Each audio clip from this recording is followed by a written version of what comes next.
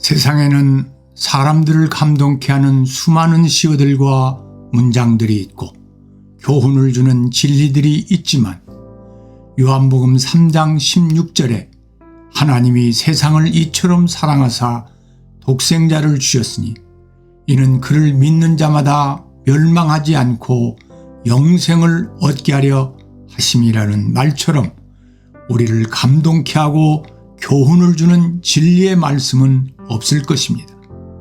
하나님은 독생자를 주실 만큼 우리를 사랑하시는데도 우리가 하나님의 사랑을 늘 의심하는 것은 하나님이 사랑하시는 방법을 모르기 때문입니다. 그러면 하나님은 어떻게 사랑하실까요?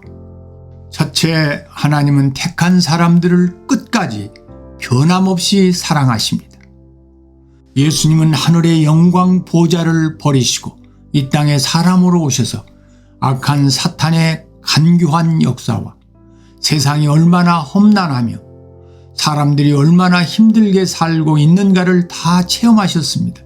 또한 예수님은 사람들이 얼마나 어리석으며 연약하며 죄악된 성품이 가득한가를 친히 목도하셨습니다. 예수님은 사탄의 시험도 직접 받으셨고 배고픔도 목마름도 견딜 수 없는 고독도 겪으셨고 배신도 당했고 채찍에 맞고 수모도 당하고 인간이 겪을 수 있는 모든 아픔들을 다 겪으시고 참혹한 십자가에 못 박혀 우리의 모든 죄악을 대속하셨습니다. 그 예수님이 로마서 8장 34절에 누가 정죄하리요 죽으실 뿐 아니라 다시 살아나신 이는 그리스도 예수시니 그는 하나님 우편에 계신 자요 우리를 위하여 간구하시는 자로 기록된 것처럼 하나님 우편에서 내가 저들 대신 십자가에 못 박혀 저들의 죄를 다 대속했으니 저들을 긍휼히 여겨달라고 눈물로 간구하십니다. 하나님은 우리들의 죄를 보지 않고 예수님의 십자가만 보시고 사탄의 송사는 듣지 않으시고 예수님의 중보기도만 들으시고 하나님은 시편 103편 8절로 14절에 기록된 대로 사랑하십니다. 시편 103편 8절로 14절을 보면 여호와는 긍휼이 많으시고 은혜로우시며 노하기를 더디하시고 인자심이 풍부하십니다. 자주 경책하지 아니하시며 노를 영원히 품지 아니하십니다. 우리의 죄를 따라 우리를 처벌하지는 아니하시며 우리의 죄악을 따라 우리에게 그대로 갚지는 아니하셨습니다.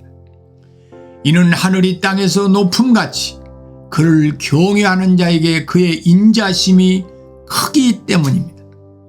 동이 서에서 먼 것 같이 우리의 죄과를 우리에게 멀리 옮기셨으며 아버지가 자식을 긍휼히 여김같이 여호와께서는 자기를 경외하는 자를 긍휼히 여기십니다. 이는 그가 우리의 채찍을 아시며 우리가 단지 먼지뿐임을 기억하시기 때문입니다. 둘째, 하나님은 단계적으로 사랑의 징계를 하십니다. 하나님의 무한한 사랑에도 불구하고 이사야서 1장 2절로 4절에 기록된 대로 인간은 우상들을 섬기고 세상을 사랑하며 하나님을 거역합니다. 은혜를 깨닫지 못하며 타락하고 하나님을 만홀히 여기고 하나님을 멀리합니다. 그러면 하나님은 단계적으로 사랑의 징계를 하십니다. 첫 단계는 욥기서 33장 14절로 19절에 기록된 대로 하나님은 한 번 말씀하시고 또 말씀하시고 꿈과 환상으로 귀를 여시고 경고하십니다. 그런데도 교만에 빠져 회개하지 않으면 병상의 고통과 뼈가 늘 쑤시는 질병으로 징계하십니다. 둘째 단계는 1장 5절로 6절에 기록된 대로 계속된 징계로 매를 맞음으로 몸과 마음이 병들고 발바닥에서 머리까지 성한 것이 없고 사람 막대기와 인생 채찍으로 맞은 흔적뿐인데도 하나님의 은혜를 받지 못하게 됩니다. 셋째 단계는 이사야서 1장 7절로 9절에 기록된 대로 사업과 가정은 무너지기 시작하여 풍지박산이 나고 사람들에게 멸시천대의 수모를 당하고 만신창이가 되어 겨우 생명만 부재하게 됩니다. 넷째 단계는 욥기서 33장 20절로 22절에 기록된 대로 생명은 음식을 싫어하고 별미도 싫어하고 뼈만 앙상하여지고 죽음의 공포 속에 살게도 합니다. 그런데 언제든지 회개하면 사랑이 많으신 하나님은 중보자의 기도를 들으시고 욥기서 33장 23절로 26절에 기록된 대로 그 사람을 불쌍히 여겨 내가 대속물을 얻었다 하며 하나님의 은혜를 베푸사 그로 말미암아 기뻐 외치며 하나님의 얼굴을 보게 하시고 그 사람에게 하나님의 공의를 회복시키십니다. 하나님의 사랑법을 모르는 사람들은 시편 73편 1절로 28절에 기록된 대로 악을 행하는 사람들이 도리어 고통도 없고 사람들이 당하는 고난과 재앙도 없습니다. 소득은 마음의 소원보다 많으며 악한 언행을 하고 교만한데 자녀도 잘되고 평안합니다. 그러니 하나님이 정말 살아계시는가 하는 의문을 갖게 됩니다. 그런데 그들의 종말이 어떠한가요?